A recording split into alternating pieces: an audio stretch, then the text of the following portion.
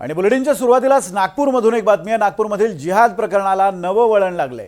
क्षुल्लककरणाच्या रागातून तरुणीची पोलिसांमध्ये तक्रार दिल्याची बाब समोर आली आहे। धर्मांतराचा कोणताही संबंध नाही असं नागपूर पोलिसांकडून स्पष्ट करण्यात आलं आहे।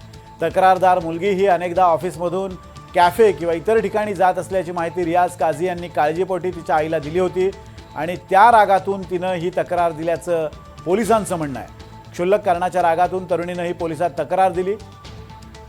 कॅफे किंवा इतर ठिकाणी अनेकदा तक्रारदार मुलगी ऑफिसमधून जात असते, त्यामुळे रियाज काझी यांनी काळजीपोटी तिच्या आईला त्या संदर्भातली माहिती दिली होती। प्रवीण मुधोळकर आपले प्रतिनिधी या संदर्भात अधिक अपडेट्स देत आहेत। प्रवीण, रागापोटी या मुलीनं ही तक्रार दिल्याचं कळतंय। आता पोलिसांनी या प्रकरणात पुढे काय कारवाई करायचं ठरवलं, म्हणजे आता जी कारवाई झाली आहे त्यातनं पोलीस आता मार्ग कसा काढणार आहेत? Universal multipurpose society limited society नावाची एक संस्था होती। या सोसायटीमध्ये 5 मुली काम करत होत्या आणि रियाज काझी हा शैक्षणिक मदत करण्याचं काम झोपडपट्टी भागामध्ये करत होता।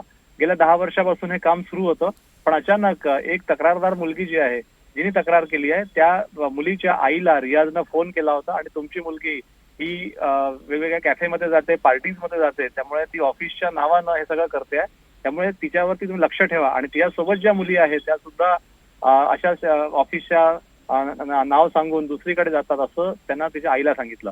या संपूर्ण संभाषणाचा ऑडिओ एनडीटीव्ही मराठीकडे आहे आणि या ऑडिओच्या आधारे आपल्याला कळू शकतं की रियाजनं या मुलीच्या आईला फोन केला होता। या आईनं आपल्या मुलीला नंतर समज दिली आणि या मुलींसोबत राहू नको असं सांगितलं, पण उलटं झालं। या मुलीने त्या सोबतच्या मुलींना सोबत घेऊन मनकापूर पोलीस स्टेशन गाठलं आणि तिथे रियाज काझी हा मुस्लिम धर्मासंदर्भातल्या चालीरीती मुद्दामून पाळण्यासाठी बंधनकारक करतोय, आग्रह करतोय असं सांगितलं। यात पुन्हा असा ट्विस्ट आहे, पोलीस जेव्हा या मुलीच्या घरी पोहोचले तेव्हा या घरचे जे काही लोक आहेत ते मुस्लिम त्यांच्याकडे चालीरीती या पाळल्या जात होत्या असंही पुढे आलेलं आहे।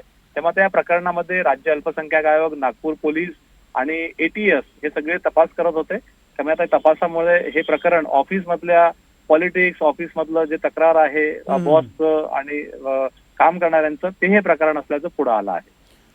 धन्यवाद प्रवीण दिलेल्या अपडेट्स बद्दल। आणि आता पोलीस पुढे काय कारवाई करतात ते पाहणं महत्त्वाचं असेल, कारण आता ही तक्रार खोटी होती किंवा रागापोटी, क्षुल्लक रागापोटी केल्याचं उघड झाल्यानंतर आता कॉर्पोरेट जिहाद किंवा इतर जे त्यासंबंधी गुन्हे लावलेले आहेत त्या गुन्ह्यातून आता पोलीस पुढे कशा पद्धतीनं मार्ग काढतात ते पाहणं महत्त्वाचं आहे।